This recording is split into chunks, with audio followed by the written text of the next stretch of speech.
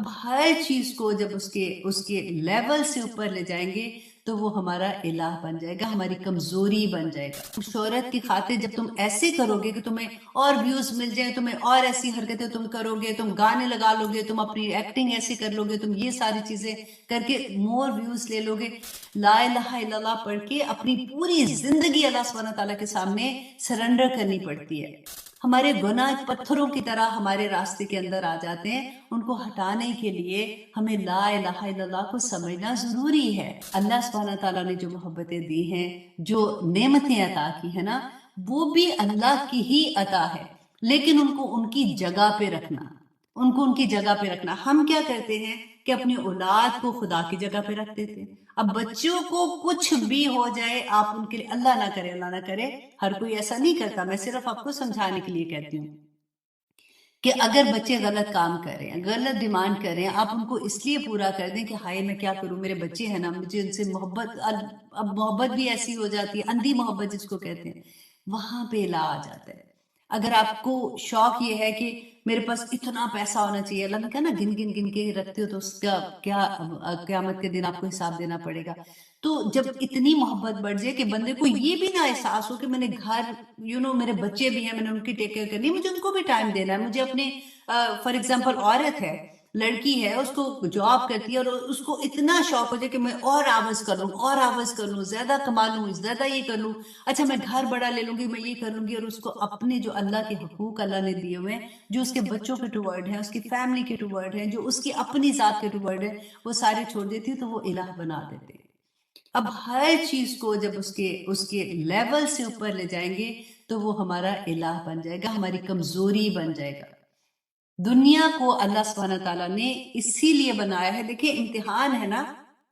ہم سورت ملک روز پڑھتے ہیں نا، اس میں بھی اللہ سبحانہ تعالیٰ نے کیا فرمایا تھا کہ دنیا تمہارے لیے امتحان ہے، اور پھر بتا بھی دیا کہ دیکھو یہ پیپر آئے گا، یہ ایک سوال، فار ایگزامپل یہ ایک سوال ہے آپ کا نا، ایک سوال پیپر میں اندر آ گیا جس میں آپ نے اب کیسے اس کو حل کرنا ہے، اللہ سبحانہ تعالیٰ نے وہ بھی بتا دیا۔ دیکھو تمہیں شوق ہے شہرت کا، لیکن تم شہرت کی خاطر جب تم ایسے کرو گے کہ تمہیں اور ویوز مل جائیں، تمہیں اور ایسی حرکتیں تم کرو گے، تم گانے لگا لو گے، تم اپنی ایکٹنگ ایسی کر لو گے، تم یہ ساری چیزیں کر کے مور ویوز لے لو گے، لیکن تم کرو گے کیا؟ تم اپنے آپ کو برباد کر لو گے اس دنیا میں بھی۔ اب دیکھیے کہ جب ہم گناہ کرتے ہیں نا، اکثر آپ نے یہ دیکھا ہوگا کہ بعض لوگ یہ کہتے ہیں کہ ہماری دعائیں، اسپیشلی میں ہمیشہ یہ بات کہتی ہوں کہ آپ کو یاد ہے وہ حدیث بھی، میں آج آپ کو ساری ریلیشن لنک کر کر کے بتانا چاہتی ہوں تاکہ ہم اپنے الہ جو اندر ہے نا ان کو ہم بریک کریں، تاکہ ہم اللہ سبحانہ تعالیٰ کے سامنے جب جائیں تو ہم فخر سے اللہ سبحانہ تعالیٰ کے سامنے جائیں کہ یا پاک پروردگار، میں لا الہ الا اللہ جو میں نے پڑھا تھا، دیکھیں یہ چھوٹا کلمہ نہیں ہے، لا الہ الا اللہ پڑھ کے اپنی پوری زندگی اللہ سبحانہ تعالیٰ کے سامنے سرنڈر کرنی پڑتی ہے کہ میری کوئی مرضی نہیں ہے، اللہ سبحانہ تعالیٰ جیسے آپ نے کہا ہے میں اپنی زندگی ویسی چلاؤں گی اور خوشی کے ساتھ چلاؤں گی، اور پھر اللہ سبحانہ تعالیٰ خوشیاں عطا بھی کرتے ہیں۔ ہم نے وہ حدیث پڑھی تھی جب وہ 3 دوست تھے، وہ پھنس کے تھے غار کے اندر اور آگے پتھر آگے تھے، اور پھر وہ پتھر کیسے ہٹے تھے، انہوں نے اپنی نیکیاں پیش کی تھی اللہ سبحانہ تعالیٰ کے سامنے۔ اسی طرح جب ہماری زندگیوں میں مشکلیں آتی ہیں، ہماری دعائیں نہیں قبول ہو رہی ہوتی، ہم تڑپ رہے ہوتے ہیں کہ یا پروردگار کسی طرح سے یہ غم میرے سے ہٹا دے، یہ مشکل میرے سے ہٹا دے، یہ پریشانی ہٹا دے، تو اس وقت آپ دیکھیں جو ہمارے گناہ ہوتے ہیں نا، اب بالکل وہ امیجن کریں کہ وہ پتھر ہے، ہمارے گناہ پتھروں کی طرح ہمارے راستے کے اندر آ جاتے ہیں، ان کو ہٹانے کے لیے ہمیں لا الہ الا اللہ کو سمجھنا ضروری ہے، کیونکہ پھر وہ نیکیاں جو ہم اللہ سبحانہ تعالیٰ کے لیے خالص ہو کے کرتے ہیں وہی پیش کرنی پڑتی ہیں۔ اب اللہ سبحانہ تعالیٰ نے تو ہمیں سارا کچھ بتا دیا کہ زندگی میں تم نے کیسے گزارنی ہے، کیسے تم شیطان کے وار سے بچ جاؤ گے، تم اللہ کے بندے کیسے بن جاؤ گے، اللہ سبحانہ تعالیٰ نے سب کچھ قرآن میں بتا دیا۔ پھر دیکھیے اللہ سبحانہ تعالیٰ نے جب انسان کو پیدا کیا تھا تو کیا فرمایا، وَمَا خَلَقْتُ الْجِنَّ وَالْإِنسَ إِلَّا لِيَعْبُدُونِ، کہ میں نے نہیں پیدا کیا انسانوں اور جنوں کو صرف اس لیے پیدا کیا کہ وہ اللہ کی عبادت کرے۔ اللہ سبحانہ تعالیٰ خود بتا رہے کہ میری عبادت کرے، اسی لیے انسانوں کو پیدا کیا اور جنات کو پیدا کیا. تو ہماری پوری زندگی اللہ سبحانہ تعالیٰ کی عبادت میں ایک ایک لمحہ گزرتا کیسے ہے،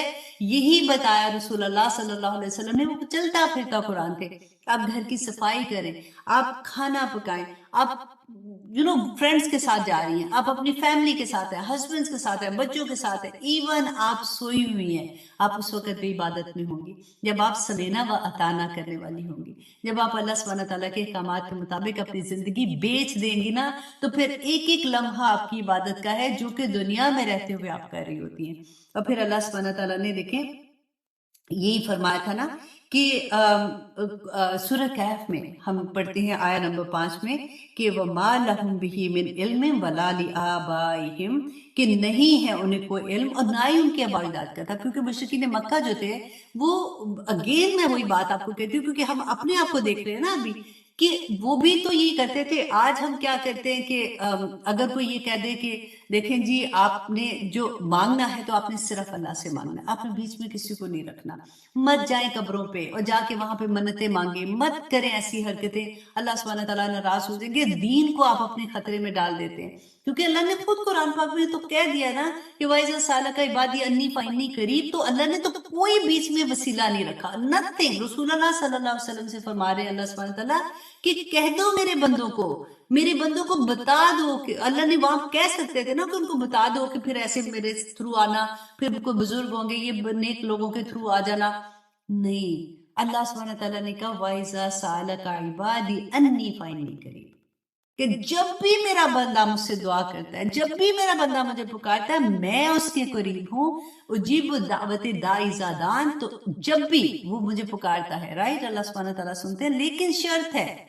یہ علاج جو میں ہٹانے کی کوشش کر رہی ہوں نا اپنی بھی زندگی سے اور آپ کو بھی سمجھا رہی ہوں، کہ اللہ سبحانہ تعالیٰ نے شرط رکھی ہے فَلْيَسْتَجِيبُوا لِي، ان کو بھی چاہیے کہ میرے حکم مانیں. یہ آ گیا نا حکم، سمینا و اطاعنا آ گیا نا، حکم مانیں گے نا تبھی زندگی آسان ہوگی. ہم اپنے اندر سے وہ انا کو ختم کرنا پڑے گا، اپنی میں کو ختم کرنا پڑتا ہے. تو یہاں پہ اللہ سبحانہ تعالیٰ نے کہا وَمَا لَهُمْ بِهِ مِنْ عِلْمٍ وَلَا لِآبَائِهِمْ كَبُرَتْ كَلِمَةً تَخْرُجُ مِنْ أَفْوَاهِهِمْ. اتنی بڑی بات کیا کہتے تھے حضرت عیسیٰ علیہ السلام کو، اللہ کا بیٹا بنا دیتے تھے نا. اللہ سبحانہ تعالیٰ نے فرمایا اتنی بڑی بات کہتے ہیں أَن يَقُولُونَ إِلَّا كَاذِبًا، کہ وہ جھوٹ بولتے ہیں. فَلَعَلَّكَ بَاخِعٌ نَفْسَكَ عَلَىٰ آثَارِهِمْ إِن لَّمْ يُؤْمِنُوا بِهَٰذَا الْحَدِيثِ آسَفًا. پھر اللہ سبحانہ تعالیٰ رسول اللہ صلی اللہ علیہ وسلم سے فرماتے ہیں آپ اپنی کیا ہلکان کر لیں گے اپنی جان کو، چھوڑ دیں ان کو جو یہ ایسے کر رہے ہیں نا، اپنے میرے ساتھ الہ بنا رہے ہیں. تو اللہ سبحانہ تعالیٰ فرماتے ہیں کہ ان کو آپ چھوڑ دیں، آپ کا کام میرا پیغام پہنچا دینا ہے. اور اِنَّا جَعَلْنَا مَا عَلَى الْأَرْضِ زِینَةً لَهَا، کہ دنیا میں جو کچھ بھی ہے نا اللہ سبحانہ تعالیٰ نے